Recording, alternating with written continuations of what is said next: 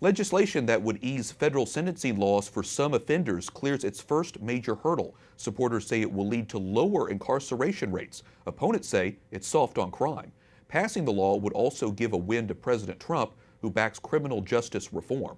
Capitol Hill correspondent Jason Calvi reports. Good evening, Jason.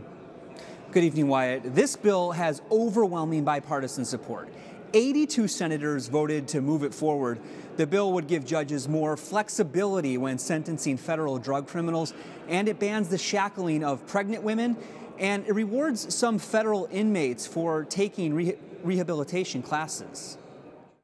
Currently, nearly half of federal prisoners are arrested again after they're released. This bill tries to tackle that problem. Lawmakers who back it say the changes would make the nation's criminal justice system fairer, reduce overcrowding in federal prisons, and save taxpayer dollars. Almost everybody in prison will serve their time and get out of prison.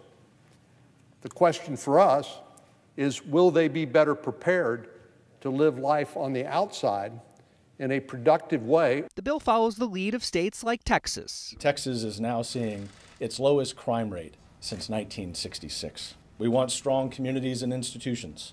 We want those who have done wrong to be punished and then to seize their own redemption without state interference. Most of all, we want safe neighborhoods, neighborhoods that allow each and every member of our society to flourish. But critics are pushing for changes.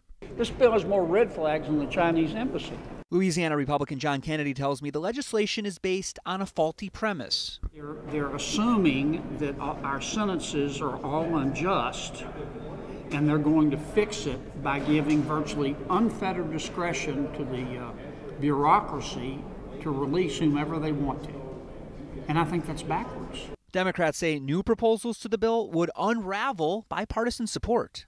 Despite what some of the opponents of the bill claim, the legislation is certainly not a get-out-of-jail-free card for violent criminals or sex offenders. It's simply not true.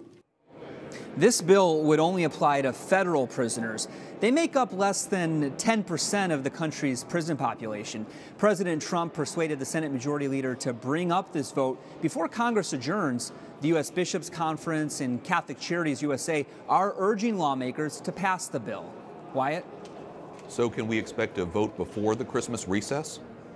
Yeah, it looks very likely, but Republican Senators Tom Cotton of Arkansas and John Kennedy of Louisiana are suggesting changes. One would require that victims be notified before a prisoner gets early release. Senator Dick Durbin of Illinois calls these proposed amendments poison pills. Correspondent Jason Calvi reporting from Capitol Hill. Thanks, Jason.